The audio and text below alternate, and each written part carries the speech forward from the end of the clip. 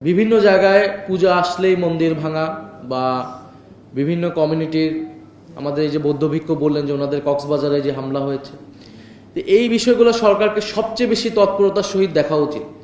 যদিও বর্তমান আইন শৃঙ্খলার পরিবেশ সন্তোষজনক নয়, আমরা বিভিন্নভাবে এটা দেখতে পাচ্ছি, কিন্তু সাম্প্রদায়িক বিষয়টাকে আমাদের সর্বাধিকভাবে গুরুত্ব দিয়ে আমাদের এই আইন শৃঙ্খলার পরিবেশটা নিশ্চিত করা উচিত। এবং যদি এই ধরনের কোনো ঘটনা ঘটে, এই ঘটনার পুঙ্খানুপুঙ্খানু তদন্ত হওয়া উচিত। কারণ আমরা দেখি সোশ্যাল মিডিয়াকে ব্যবহার করে এখন কিন্তু খুব অল্প সময়ে একটা ছোট্ট ঘটনাকে একটা ভিন্ন কনটেক্সট দিয়ে, ভিন্ন রূপ দিয়ে একটা সারা দেশে এক ধরনের পরিবেশ পরিস্থিতি তৈরি করা হয় এবং এটার জন্য ওত পেতে থাকে বিভিন্ন এজেন্সি এবং বিভিন্ন রাজনৈতিক গোষ্ঠী এটার ফায়দা নেওয়ার জন্য পরিকল্পিতভাবে সাম্প্রদায়িক বিভাজন এবং সম্প্রীতি বিনষ্ট করার চেষ্টায় আছে।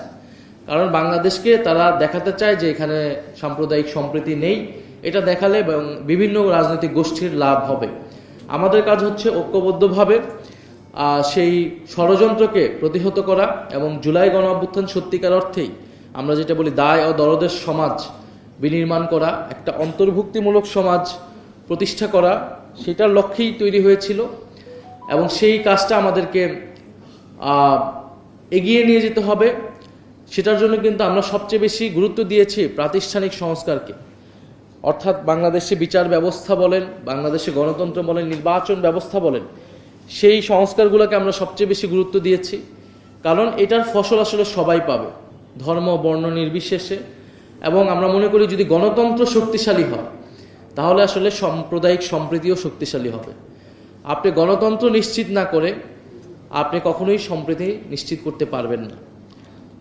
সম্প্রীতি নিশ্চিত করার পূর্বসূত্র হচ্ছে গণতন্ত্র নিশ্চিত করা। গণতন্ত্র নিশ্চিত করার পূর্ব শর্ত হচ্ছে আমাদের যে রাষ্ট্রীয় প্রতিষ্ঠানগুলো, নির্বাচন ব্যবস্থা, আমাদের বিচার ব্যবস্থা, সেটা নিশ্চিত করা। ধরেন যদি উচ্চকক্ষ হয় ভোটের অনুপাতে, সেখানে কিন্তু সকল সম্প্রদায়ের প্রতিনিধিত্ব নিশ্চিত করা আরও বেশি সহজ হবে, যেটা নিম্নকক্ষে হচ্ছে না। কিন্তু সেটা উচ্চকক্ষের মাধ্যমে কিন্তু আমরা সেটা করতে পারবো। ফলে সেই জায়গা থেকে এই সংস্কারগুলোর পক্ষে, এটা কোনো দলের সংস্কার না, দলের লাভের জন্য না। এই সংস্কার হলে বিরোধী দল বা আমরা যে খুব লাভবান হবে এরকম না, এটা দেশের মানুষ লাভবান হবে, রাষ্ট্র লাভবান হবে।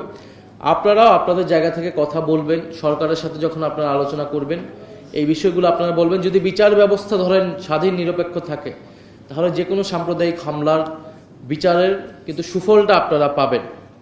কারণ বিচার ব্যবস্থা কোনো কেবলমাত্র সরকার বা কোনো সম্প্রদায়, কোনো দলের কুক্ষিগত থাকবে না। ফলে এইগুলো নিয়ে আপনারা ভাববেন। এবং বিচার, আমরা যেটা বলছি যে গণহত্যা যে হয়েছে, সেই বিচারগুলো নিশ্চিত করে আপনাদের জায়গা থেকেও আমি মনে করি দাবি উঠানো উচিত। যেই বিগত 16 বছরে যেই সাম্প্রদায়িক হামলাগুলো হয়েছে সেগুলোর বিচারও নিশ্চিত করতে হবে।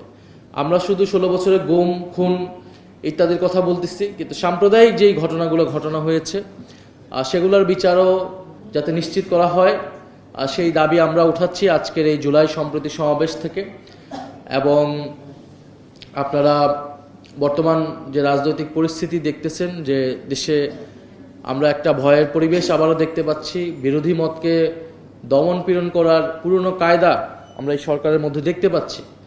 তো আমাদের আহ্বান থাকবে যে দেশের যেই পরিস্থিতি, বর্তমান অর্থনৈতিক পরিস্থিতি, সার্বিক রাজনৈতিক পরিস্থিতি থেকে আমাদের সবারই উচিত ছিল ঐক্যবদ্ধ থাকা। কিন্তু ঐক্যের ভিত্তিটা কি হবে? ঐক্যের ভিত্তিটা আমরা বলেছিলাম যদি সরকার জুলাই সনদ বাস্তবায়ন করে ফেলতো, এতদিন সরকার বিচারের ব্যাপারে যদি সরকার কমিটেড হতো, সরকার যদি গুড গভর্নেন্স নিশ্চিত করতে পারত, আইন শৃঙ্খলার পরিবেশ ঠিক করতে পারত, আমরা কিন্তু সর্বাত্মকভাবে জাতীয় এই প্রশ্নগুলো সরকারকে সহযোগিতা করতে প্রস্তুত ছিলাম। ফলে এখনো আমরা এটাই বলবো, সবার জায়গা থেকেই দায়িত্বশীল আচরণ করা উচিত। কারণ আমাদের জাতীয় ঐক্যের জায়গাটা কিন্তু এখনো প্রয়োজন জুলাই গণ অভ্যুত্থানকে সফল করার জন্যই। আর দেশের যে অর্থনৈতিক রাজনৈতিক সংকট থেকে উত্তরণের জন্য আমাদের এটা প্রয়োজন। আমি ধন্যবাদ জানাচ্ছি আজকের যারা আয়োজন করেছেন। আমরা জানি যে পাহাড় এবং সমতল, হিন্দু মুসলমান বৌদ্ধ খ্রিস্টান সকলের মিলে বাংলাদেশ।